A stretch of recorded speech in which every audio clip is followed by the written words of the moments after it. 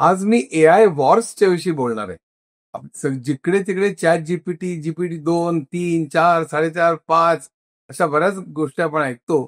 पण ते सगळं चालू कसं झालं? त्यात कुठली माणसं होती? त्यात कशी युद्ध झाली, मारामार झाला, त्यातले स्वार्थ आणि त्यातले जायंट झार्स कसे उभे राहिलेले, त्याचे चांगले वाईट परिणाम या सगळ्याविषयी मी बोलणार आहे. मुख्यत्वे करून त्याच्यातल्या बोर्डरूम मधल्या मारामाऱ्या ज्या आहेत, त्या वाचून मी थक्क झालो.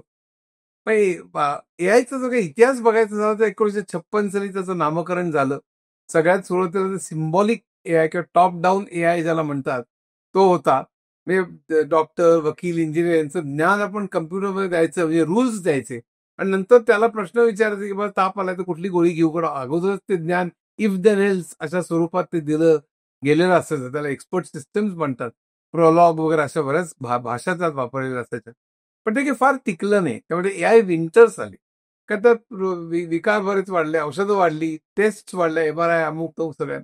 त्यामुळे ते इफ देन एल्सच्या प्रकारे सगळं ज्ञान भरून ठेवणं, सगळं अपडेट करणं, ते मेंटेन करणं फार अवघड झालं लागलं. त्यामुळे एकंदरीतच ते फार चाललं नाही. आणि त्यानंतर एक ट्रान्सलेशन जेव्हा करण्याचा विचार आला, तेव्हा आपल्याला तसंच त्यांना इफ देन एल्सचे रूल्स वापरून ट्रान्सलेट करता येईल का? असं त्यांना वाटलं की जर इंग्लिश आणि फ्रेंच जर का असेल तर इंग्लिशचा हा शब्द तर फ्रेंचचा हा शब्द, फ्रेंचचा हा शब्द तर इंग्लिशचा. पण त्याने की जमेना. कारण प्रत्येक शब्द फक्त सेपरेट शब्द नसतो. त्याच्यामागे कॉन्टेक्स्ट असतो, संदर्भ असतो. तर त्यामध्ये काय धरायचं आपण? ते एक उदाहरण म्हणून सांगेल. अशा अनेक उदाहरणं आहेत की जिथे कॉन्टेक्स्ट महत्वाचं असतं. म्हणून directly mechanically machine translation if there is वापरून काही जमेना. त्यावेळेला कोणाला तरी आता प्रचंड एक रेनवेवाली की लहान मुलांना आपण व्याकरणाचे नियम किंवा डिक्शनरी वगैरे अशा देतो का? तर अशा देत नाही. लहान मुलं इतरांचं बोललेलं फक्त ऐकतात आणि मग रूल्स बनवतात. म्हणजे थोडक्यात ते डेटावरनं पॅटर्न्स बनवतात. त्याच्यावरनं मशीन लर्निंगची कल्पना असते. आणि खरं म्हणजे इंटेलिजन्सचा अर्थ, इंटेलिजन्स अनेक प्रकारचा असतो. गार्डनरनी सांगितलंय. म्हणजे म्युझिकल इंटेलिजन्स, स्पॅशल इंटेलिजन्स वगैरे. पण आपण कित्येक वेळा जो वापरतो तो रिझनिंगचा इंटेलिजन्स. त्यात पॅटर्न आपण शोधत असतो. 1, 3, 5, 7 पुढचा आकडा कुठला? हे सगळे विषम आहे.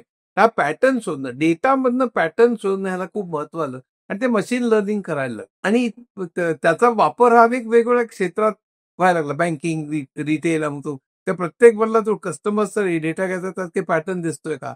मग नवीन प्रॉडक्ट काढायला वगैरे असं सगळं ते सुरू झालं. डेटा अॅनालिटिक्सचं त्यावेळेला वाढ झाली आणि मशीन लर्निंगमध्ये त्याचा खूप फायदा व्हायला लागला. पण त्याच्या पुढं त्यांना असं वाटायला लागलं की आपल्याला इमेज रेकग्नाइज करता येईल.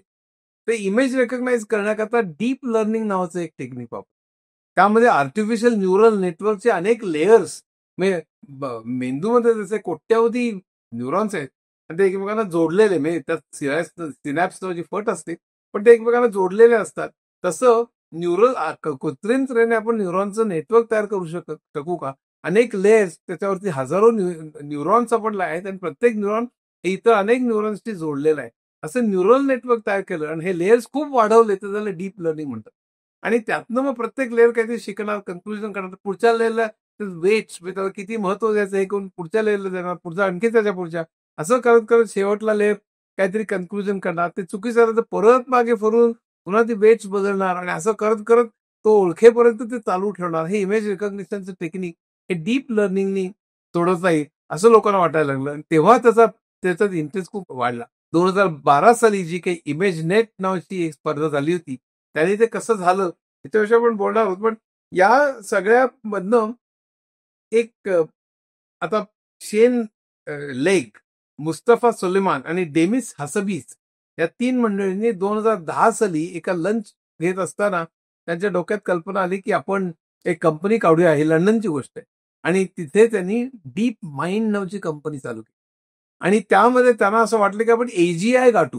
त्यात एएनआय म्हणजे आर्टिफिशियल नॅरो इंटेलिजन्स, म्हणजे कुठल्या तरी ठरवलेल्या क्षेत्रामध्ये, म्हणजे रिटेल असेल, एज्युकेशन असेल, आणि एजीआय म्हणजे आर्टिफिशियल जनरल इंटेलिजन्स, म्हणजे माणसाला जी बुद्धी तर्क आहे तो सगळ्या क्षेत्रात करता येण्याला एजीआय म्हणतात. ते आपल्याला साध्य करायचं. आणि एएसआय म्हणजे आर्टिफिशियल सुपर इंटेलिजन्स, तो तो जेव्हा होईल तेव्हा तो खूपच मोठी क्रांती होईल आणि ती काही दशकातच होईल असं लोकांचं म्हणणं आहे. पण एजीआय म्हणजे माणसा इतकी बुद्धी किंवा माणसा इतकं तर्क, रिझनिंग करणं, याला सिंग्युलॅरिटी असं नाव दिलेलं आहे. पण हा एजीआय गाठण्याकरता म्हणून त्यांनी डीप माइंड नावाची कंपनी लंडनमध्ये चालू केली. त्यात हसबीस जो मनुष्य होता तो म्हणजे लहानपणापासून चेस चॅम्पियन 13व्या वर्षीच तो जगातला चॅम्पियन वगैरे झालेला होता. आणि प्रचंड त्याला म्हणजे मेंदूच्या विषयी भयंकर अट्रॅक्शन होतं, की ते मेंदूच्या विषयी तो त्या Facebook प्रोफाईलमध्ये एम-आर-आयचा स्कॅनच त्याने ठेवलेला आहे. आणि जगातल्या 100 प्रभावी व्यक्तींमध्ये त्याचं दोनदा आत्तापर्यंत नाव आलेलं होतं. तो हसवीस तर 2012 साली एक स्टॅनफोर्डमधल्या फे ली यानं एक स्पर्धा बनवली इमेज नेट. ही इमेज कोण त्या न्यूरल नेटवर्कवरून इमेज कोण ओळखू शकेल. वेगवेगळ्या लोकांनी वेगवेगळ्या पद्धती ट्राय केल्या. पण डीप लर्निंग मगाशी सांगितलं त्याप्रमाणे ती पद्धत जेफ्री हिंटन या माणसानी त्याला बॅक प्रॉपगेशन म्हणतात. नाही उत्तर बरोबर आलं तर पुन्हा पहिल्यापासून जाणं आणि वेट्स बदलणं आणि ते उत्तर बरोबर येईपर्यंत ते प्रोसेस चालू ठेवणं. याला बॅक प्रॉपगेशन म्हणतात. ती जेफ्री हिंटननी काढली आणि त्याला फिजिक्सचं नोबेल प्राइज मिळालं काही वर्षांपूर्वी. तर जेफ्री हिंटननी ती ती जिंकली. ती जिंकल्यानंतर डीप लर्निंगमध्ये प्रचंड लोकांचा इंटरेस्ट वाढायला लागला. मग आता डीप माइंडला पैसे हवे होते, तर पैसे इंग्लंडमध्ये फार काही मिळणार नाही. ते इंग्लंडमध्ये त्यावेळेला इन्व्हेस्टर्स फार मोठ्या प्रमाणावर इन्व्हेस्ट करत नव्हते. पण त्याला वाटलं आपण सिलिकॉन व्हॅलीमध्ये जाऊया. मग सिलिकॉन व्हॅलीमध्ये एक रे कुर्टझवेल आणि पीटर थिएल. तर पीटर थिएल एक मोठा इन्व्हेस्टर होता. त्याच्याविषयी मी बोलणार आहे नंतर. पण या दोघांनी कॉन्फरन्स ऑर्गनाईज केली होती आणि त्यात हसबीसला बोलायला बोलवलं. थिएलची आपली गाठ होईल आणि थिएलला आपण इन्व्हेस्ट करायला सांगू. त्या आशेने हसबीस गेला खरा अमेरिकेमध्ये, पण त्यावेळी थिएल हजरच नव्हता. पण नंतर लेगला काहीतरी बोलावणी आली. त्या लेगच्या बरोबर मागे लटकत लटकत हसबीस पण गेला आणि या सगळ्याची भेट थिएलची झाली. पण तरी सुद्धा पैसे यायला वेळ लागला. पण थोडेसे पैसे मिळाले. इनफॅक्ट थिएलनी 14 लाखाची गुंतवणूक केली पुढे. तरी सुद्धा त्यांना नवीन आणखीन पैसे हवे होते. कारण नवीन लोक रिक्रूट करणं, त्या रिसर्च करता पैसा लागत होता. मग करायचं काय? मग 2012 साली मस्क आणि हसबीस, इलॉन मस्क आणि हसबीस यांची भेट झाली. मस्कच्या रॉकेटच्या फॅक्टरीमध्ये. त्यांनी स्पेस एक्स नावाची कंपनी काढली होती आणि त्याच्या रॉकेटच्या फॅक्टरीमध्ये बाहेर गोंगाट चालू होता. त्यावेळी त्याचं एआयचं भवितव्य काय असेल अशा सगळ्या मोठमोठ्या गप्पा चालू होत्या. आणि शेवटी हसबीस चांगलं व्यवस्थित बोलतोय हे मस्कला लक्षात आलं. कारण हसबीस असं होता एआय माणसाच्या हाताबाहेर जाऊ नये आणि माणसाविरुद्ध तरी काम करू नये हिची चिंता हसबीसला तेवढीच होती, मस्कलाही तेवढीच होती. मस्क खूप इम्प्रेस झाला आणि मस्कनी $50 लाख हे डीप माइंडमध्ये गुंतवले. तरी नवीन लोक घेण्याकरता पैसा पुरेना. मग त्यांनी व्हिडिओ गेम्स बनव, पुढे फॅशनसाठी ऍडवाइस कर, असे चित्र धंदे केले त्यांनी. पण तरी सुद्धा त्यांना काही पैसे मिळेना. आणि डीप माइंड मधल्या लोकांना इतरांच्या ऑफर्स यायला लागल्या. कारण डीप माइंड मध्ये अतिशय हुशार मंडळी तोपर्यंत त्यांनी जमवली होती. लोकांच्या ऑफर्स यायला लागला आणि जास्त पगार देऊन त्यातले लोक खेचणार अशी परिस्थिती निर्माण झाली. मग त्यात झकरबर्ग उतरला. झकरबर्ग आतापर्यंत $1900 कोटी घेऊन तो व्हॉट्सअप विकत घेणार होता. त्यामुळे झकरबर्ग हा चांगला काही आपल्याला वाचवू शकेल. पण झकरबर्ग मी त्याला जेव्हा ऑफर दिली $80 कोटी देण्याची, पण तरी त्यांनी नाकारली. कारण झकरबर्ग त्याच्या फायद्याकरता ते वापरेल आणि त्याकरता 98% रेव्हेन्यू हा जाहिरातीतून येत होता. तर जाहिराती वाढवण्याकरता नफ्याकरता याचा वापर करेल आणि आपल्याला नको असं त्यांनी ठरवलं. म्हणजे त्या काही उद्दिष्ट कशी होती बघा, सगळं मानवतेचं कल्याण करू, फक्त नफ्याकरता करायचं नाही आणि माणसापेक्षा त्याला श्रेष्ठ होऊ द्यायचं नाही, अशी सगळी टॉल उद्दिष्ट त्या काळात होती. त्यामुळे झकरबर्गचे चक्क त्यांनी पैसे नाकारले. पण मग त्यांना त्याच्या लोकांचं पोचिंग वगैरे सगळं चालूच झालं. मस्कनी पण ऑफर दिलेली होती, पण मस्कनी पण त्यांनी ऑफर नाकारली. 28 जून 2013 साली मस्क आणि पेज यांची लॅरी पेज गुगलचा त्यांची खूप चांगली मैत्री होती. म्हणजे कित्येक वेळेला लॅरी पेजच्या घरी मस्क जात असे. त्यांच्या सोफ्यावरच रात्री झोपत असे.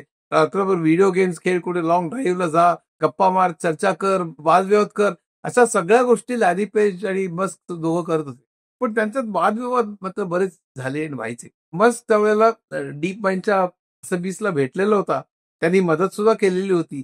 पण त्यांनी लॅरी पेजला सगळं सांगितलं. डीप माइंडला जे लंडनला कशी कंपनी आहे, त्यात हसबीस कसं काम करतोय. पण त्याला कळलंच नाही मस्कला की गुगलचं लॅरी पेज मागणं हसबीसची बोलणी करेल की काय, असं काही विचार न घेता मस्कनी त्याला सगळी माहिती दिली. 28 जून 2013 साली रोजी मस्कचा वाढदिवस होता. लॅरी पेज आलेला होता त्याला आणि लॅरी पेज त्याची जुंपली. तोपर्यंत गुगलचं खूप मोठे झालेले. 1998 साली लॅरी पेज आणि सर्जी ब्रिननी गुगल चालू केली, पण नंतर त्यांचं सर्च इंजिन त्यांनी काढलं. त्यानंतर पेज रँक नावाचा एक अल्गोरिदम लिहिला, की सर्च आपलं काही लिहिलं की आपल्याला वेबसाईट ज्या येतात त्या कुठल्या रँकनी, कुठल्या क्रमाने आपल्याला दाखवल्या जाव्यात. कारण त्याच्यावर त्या जाहिराती आणि इतर अनेक उद्योग अवलंबून होते. ते पेज रँकचा त्याने अल्गोरिदम काढलेला होता आणि तो पण गुगल बऱ्यापैकी वाढलेली होती. आणि त्यामुळे लॅरी पेज आणि मस्क यांची जेव्हा भेट झाली, दोघांची प्रचंड जुंपली, खूप वादावादी झाली. मग त्याचा वाढदिवस विचित्रच तऱ्हेने साजरा झाला. आणि त्यामध्ये मग पेज हा सतीशला भेटायला गेला आणि त्यानंतर त्यांच्या भेटीमध्ये लॅरी पेज अर्ध्या चड्डी झालेला होता. तेव्हा ती मीटिंग खूपच विचित्र झाली. पण तरी सुद्धा लॅरी पेज हा हसबीसवर खूपच इम्प्रेस झाला. म्हणजे तू खूप चांगलं काहीतरी करतोय असं त्याला वाटलं. आणि त्यांनी त्याला म्हणजे गुगलनी मदत करायला त्यांनी शेवटी हे केलं आणि गुगलनी डीप माइंड $65 कोटी विकत घेतली. आणि डीप माइंडमध्ये आता आपल्याला पोचिंगची भीती नाही. लोक आपल्या लोकांना घेणार नाहीत. आता असं हसबीसला आता वाटलं. आणि हसबीसनेच आता उलट लोकांच्या कंपन्यांमधनं पोचिंग करून त्याला जास्त पगाराच्या ऑफर्स देऊन आपल्या कंपनीत घ्यायला सुरुवात केली. म्हणजे इथे कसं वातावरण कसं कंपन्यांमध्ये अतिशय एखाद्याने क्रूर, एखाद्याने एकमेकांना झडप घालणार असतं पहा. डीप माइंडमध्ये खूप गुप्तता पाळली जाईल त्यावेळेला. त्यांचा पत्ता वेबसाईटवर पण नव्हता, कुठल्या ईमेलवर पण त्यांचा पत्ता दिलेला नव्हता. कोणालाही भेट घ्यायची झाली तर किंग्स क्रॉस या स्टेशनवर बोलवलं जाईल आणि त्याला अक्षर डोळ्यावर पट्टी बांधत नसत एवढंच, पण त्याला चालत त्यांच्या ऑफिसवरती घेऊन जात असत. पण गुगल हा डीप माइंडला खरेदी करतोय ही वार्ता आल्यानंतर, म्हणजे खरेदी करण्याच्या पूर्वीच मस्कनी हसबीसला एक तासभर, एकदा लॉस एंजल्सला पार्टी चालली होती, तर हसबीस बरोबर तो एक तास वरच्या माळ्यावर जाऊन एलॉन मस्कनी हसबीसला प्रचंड मन वळवण्याचा प्रयत्न केला. तो लॅरी पेज कसा वाईट आहे मनुष्य, त्याच्याकडे कशाला जातोस तू, सगळं अशा तऱ्हेने त्याला खूप ब्रेन वॉश करण्याचा प्रयत्न केला. पण हसबीसने काही ऐकलं नाही आणि शेवटी $65 कोटी गुगलनी ती घेतली. मस्क हा खूपच लहरी मनुष्य होता आणि अजूनही आहे, आपल्याला माहिती आहे. म्हणजे क्लायमेट चेंजवरती काय उपाय काढावा त्यांनी, क्लायमेट चेंजच्या कंपन्यांवरती टीका करण्याच्या ऐवजी क्लायमेट चेंजमध्ये उपाय म्हणजे टेस्ला आणि स्पेस एक्स. टेस्लामुळे इलेक्ट्रिक कार्स आणि स्पेस एक्स, इथे मग क्लायमेट चेंजमुळे पृथ्वीवर राहणं शक्य झालं नाही, तर जायला कुठेतरी जागा हवी म्हणून त्यांनी स्पेस एक्स, उद्या मंगळावर माणसं जातील आणि राहतील, अशा तऱ्हेच्या सगळ्या वेड्यासारख्या त्याच्या कल्पना होत्या. पण त्यानिमित्ताने खूप या कंपन्या उभ्या राहिल्या. त्यांनी रॉकेट्सची चाचणी केली होती. म्हणजे खरं म्हणजे त्याचा जर इतिहास बघायचा तर तो इलॉन मस्क आणि थिएल या दोघांनी पेपॅल ही कंपनी विकत घेतली होती. आणि साधारण 2000 च्या सुमाराला. पण त्यानंतर 2003 साली ईबे या कंपनीने $150 कोटी पेपॅल विकत घेतली. त्यामुळे थिएल आणि इलॉन मस्क दोघांकडे भरपूर पैसे आले होते. मग इलॉन मस्कनी त्याच्यातलं स्पेस एक्स ही कंपनी चालू केली होती. पण पहिल्यांदा ती रॉकेट सगळी पडायची, कारण त्याची क्वालिटी चांगली नव्हती आणि त्यामुळे त्यांनी कंपनी बंद करण्याचा जवळपास विचार केला. तो तोट्यात जायला लागला. त्यावेळी पुन्हा थिएल त्याच्या मदतीला जाऊन आला आणि मग पुन्हा स्पेस एक्स ही कंपनी चालू झाली. असा तो सगळा मस्कचा इतिहास आहे. पण मस्त म्हणजे इतका विचित्र माणूस आहे. ट्विटरवर काहीतरी मेसेज आला, काहीतरी त्याला आवडला नाही, तो म्हणला त्याच्यावर कंट्रोल पाहिजे माझा, म्हणून ट्विटरच विकत घेऊन टाकलं. असा तो विचित्र मनुष्य होता. थिएल एका बाजूने त्याला पेपॅलमध्ये पैसे मिळाले होते, त्यानंतर त्यांनी खूप चांगल्या इन्व्हेस्टमेंट्स केल्या. म्हणजे त्याची फेसबुकमध्ये इन्व्हेस्टमेंट आहे, स्पॉटीफायमध्ये इन्व्हेस्टमेंट होती, लिंक्डइनमध्ये इन्व्हेस्टमेंट होती, सगळ्या इन्व्हेस्टमेंट खूप वाढल्या. तर थिएल अतिशय मोठा इन्व्हेस्टर सिलिकॉन व्हॅलीमध्ये प्रसिद्ध झाला. अनेक स्टार्टअप्सला त्यांनी मदत केलेली होती आणि त्यामुळे त्यांनी इलॉन मस्कला वरती काढलं. डीप माइंडमध्ये 12 लोक झाल्यानंतर आता डीप माइंड गुगलचा भाग होता. पण या या सगळ्या भानगडीमध्ये डीप माइंड एकीकडे वाढत होती, पण त्याला पैशाची गरज होती. कारण एकेकाळी आपण दिलेली ऑफर हसबीसनी नाकारली आणि लॅरी पेजची ऑफर स्वीकारून गुगलमध्ये तो सामील झाला. ह्याचा इलॉन मस्कला भयंकर राग आला. तो भडकलेला होता. पण त्यांनी नंतर विचार केला की if you can't beat them, join them. त्यामुळे आपण एआयच्या रेसमधनं आपण बाहेर पडता कामा नये. आपण सुद्धा एआयच्या रेसमध्ये शिरलं पाहिजे. आणि एआय मानवतेचं कल्याण वगैरे या सगळ्या टॉल गोष्टी होत्या. आणि म्हणून इलॉन मस्कनी सॅम अल्टमन नावाच्या माणसाबरोबर ओपन एआय नावाची कंपनी काढली. नाव असं ओपन होतं, म्हणजे सगळ्या लोकांना कोणी त्यात गुप्तत्व नसावी, लपवून ठेवावं असं काही नसावं, लोकांच्या कल्याणाकरताच आपण करतोय वगैरे असं सगळं. म्हणजे त्या दोघांनी ओपन एआय नावाची कंपनी काढली. त्या अल्टमनची सुद्धा बॅकग्राऊंड खूपच गंमतशीर होती. तो अतिशय बुद्धिमान, म्हणजे त्याचा आयक्यू 170 आहे असं म्हटलं जातं. पण सॅम अल्टमन अतिशय हुशार आणि त्याला घेऊन ओपन एआयमध्ये त्यांनी कंपनी चालू केली. मग सॅम अल्टमनने आता टीम बिल्ड करायला सुरुवात केली ओपन एआय. डीप माइंडमध्ये एकेकाळी काम केलेला इलिया सत्स्केवर आणि ब्रॉकमन अशा 2 मंडळी घेऊन सॅम अल्टमन जेवायला घेऊन त्यांना जात असे. त्यांना कन्व्हिन्स करण्याचा प्रयत्न करत असते. सॅम अल्टमन कन्व्हिन्स करायला, लोकांना पटवून देण्याला भयंकर पटायचं. म्हणजे ते एका डिनरला त्यांनी सगळं सांगितलं, आपण काय-काय करायचंय ओपन एआयमध्ये. ते इतका खुश झाला, की परत येताना ब्रॉकमननी गाडीतच सांगितलं, की मी ओपन एआय जॉइन करतोय म्हणून. त्यानंतर सत्स्केवरने सुद्धा जॉइन केली आणि ते तिघं अतिशय मोठे ओपन एआयमधली मंडळी ही झाली. टीममधले 12 लोक झाल्यानंतर कॅनडामधल्या मॉन्ट्रियलमध्ये बाहेर बर्फ पडत असताना OpenAI.com त्याचं प्रकाशन झालं आणि त्यावेळेला इलॉन मस्क आणि थिएल या दोघांनी त्या कंपनीत $100 कोटी हे इन्व्हेस्ट करू म्हणून सांगितलं. त्याच वेळेला गुगलचा attention is all you need नावाचा पेपर पब्लिश झाला. त्याच्यात ट्रान्सफॉर्मर आर्किटेक्चरच्या अशी म्हणतो. ते जनरेटिव्ह एआयचं महत्वाचं पाऊल होतं. ते खरं पेपर गुगलने काढला, पण त्याचा फायदा ओपन एआयने पहिल्यांदा घेतला. कारण गुगलला त्याने फक्त थेरटिकल पेपर काढला होता. पण इथे या लोकांनी विचार केला, की समजा आपण त्याला डेटा दिला, या मॉडेलला प्रचंड मोठा डेटा दिला.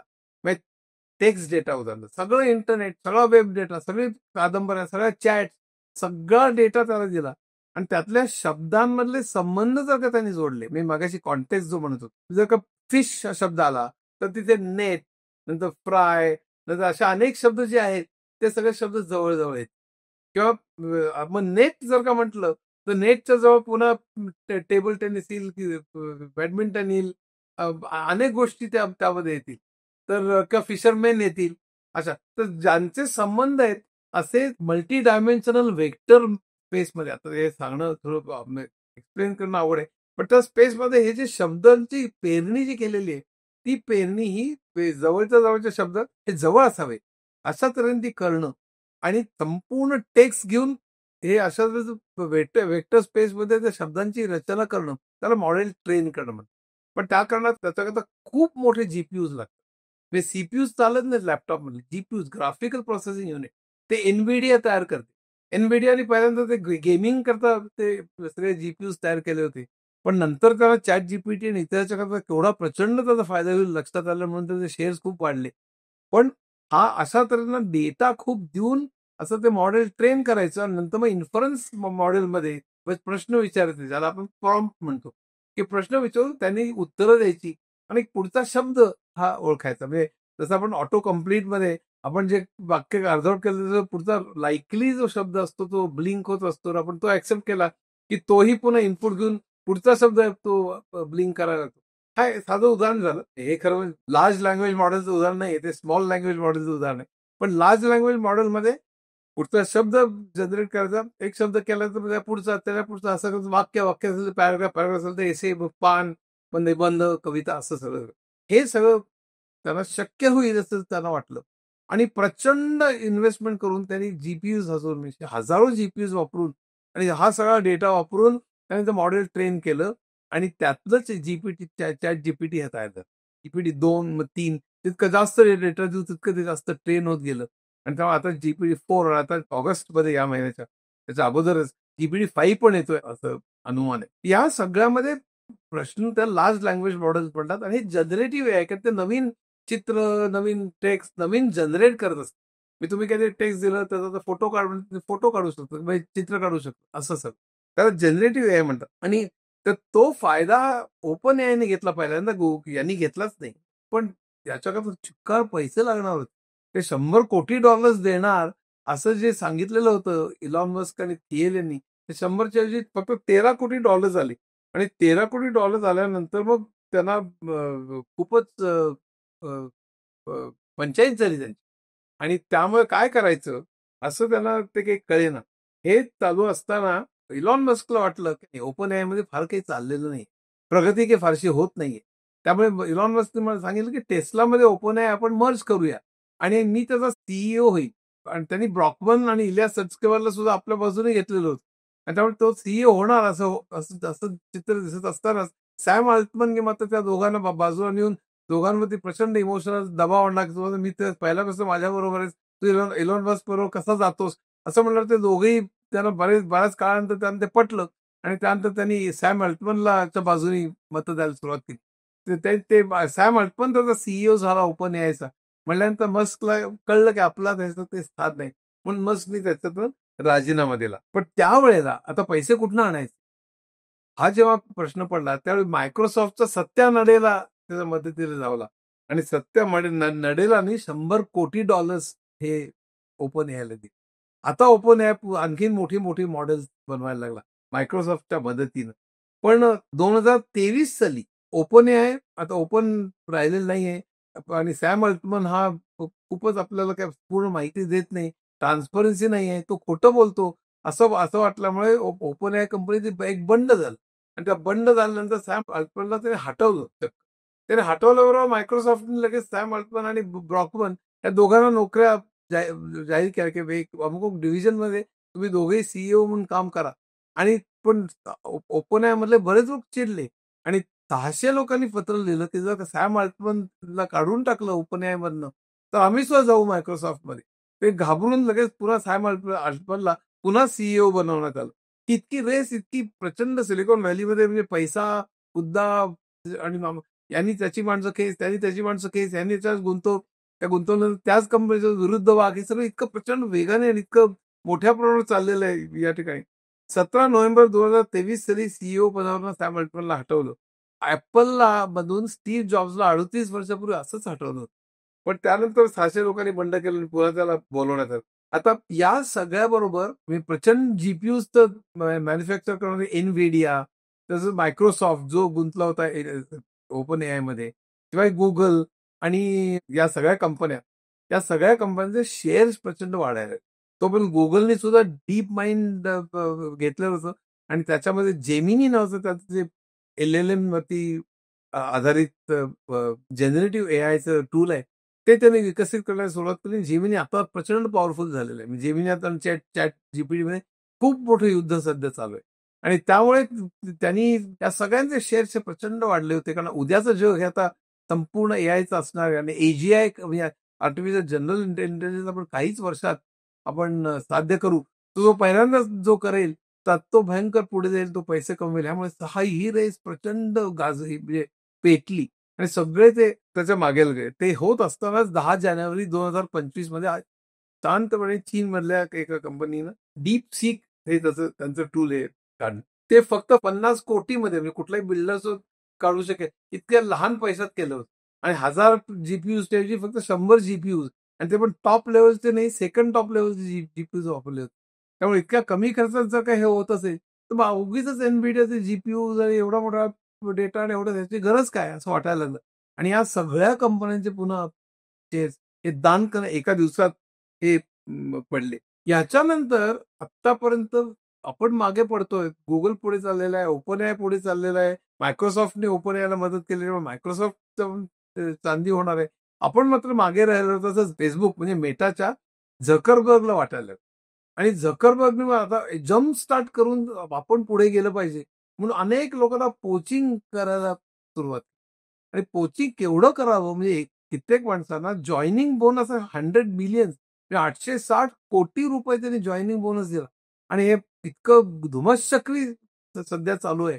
कोण कुठल्या कंपनीत खेचला जातोय, कोण कुठल्या इतकं वेड्यासारख्या ऑफर्स वगैरे चाललेले आहेत. कारण पुढे एआयचा आपल्याला फायदा होईल.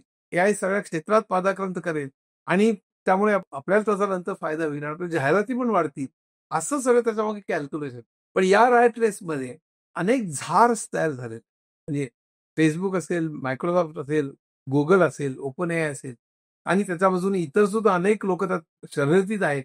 ते डेटा सेंटर्स वगैरे बिल्ड करण्यामध्ये म्हणजे क्लाउड बिझनेसचे मायक्रोसॉफ्टने क्लाउड बिझनेसचे काय पैसे मिळवले. क्लाउड मधले बरेच लोक अमेझॉनचं आहे. त्या सगळ्या कंपन्या आज ते झार्स तयार झालेले आहेत आणि ते झार्स आपल्यावर राज्य करतात. ह्याच्यासाठी एक एम्पायर ऑफ एआय नावाचं जे पुस्तक आहे ते पुस्तक जरूर वाचा. मी 4-5 पुस्तकं सुचवणार आहेत. मी या सगळ्यांवर काय परिणाम होणार आहेत ते सांगतो.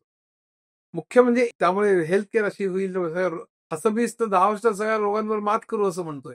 या एआयमुळे काय-काय होईल याच्याविषयी इतकी भाकीचं इतकं प्रचंड चित्र रंगवलं जातंय. ते कितपत खरं आहे ह्याच्याविषयी आपल्याला शंका घ्यायला वाव आहे. याचं कारण याच्याविषयी सातत्याने अशा बातम्या येत राहाव्यात. त्यामुळे तरुण मुलं त्या आकर्षित व्हावीत. मोठमोठे संशोधक त्याच्याकरता मिळावेत आणि इन्व्हेस्टर्सनी आणखीन जास्त पैसा गुंतवावा आणि त्यामुळे या कंपनीचे शेअर्सचे भाव वाढावेत. याकरता थोडंफार एक्झॅजरेट करून सुद्धा सांगितलं जाण्याची शक्यता बरीच दाट आहे. कारण कॉर्पोरेट्स हा खेळ नेहमी खेळतात. पण एवढं असून सुद्धा एआय जेवढं आपल्याला माहिती आहे त्याप्रमाणे सगळ्या क्षेत्रात खूप मोठ्या प्रमाणावर क्रांती करेल यात मलाही शंका नाही. कित्येक जॉब जातील, कित्येक जॉब्स नष्ट होतील आणि कित्येक जॉब्सचे बहुतांशी सगळे जॉब्स बदलतील आणि सगळ्या क्षेत्रांवर प्रचंड परिणाम. आत्ता जे चित्र रंगवलं जातंय तेवढं प्रचंड होईल की नाही माहिती. पण सगळ्यात महत्वाचा भाग याच्यामध्ये की धोके काय आहेत त्याच्यात किंवा काय चाललंय. एक म्हणजे त्याच्यामुळे विषमता ही प्रचंड वाढतीये. म्हणजे अगोदरच एक पुस्तक प्रकाशित झालेलं होतं. टेरेन अस्मग्लू आणि सायमन जॉन्सन यांनी एक पुस्तक लिहिलं पॉवर अँड प्रोग्रेस नावाचं. हे दोघे एमआयटीतली मंडळी. त्यांनी तर गेल्या 1000 वर्षाचा अभ्यास केला. गेल्या 40 वर्षात जेव्हा जागतिकीकरण झालं, तेव्हा जी काही टेक्नॉलॉजीमुळे प्रोग्रेस झाली, विशेषतः इंटरनेट, मोबाईल आणि आता एआय, इंडस्ट्री 4.0 यामुळे गरीब श्रीमंत दरी खूप वाढली.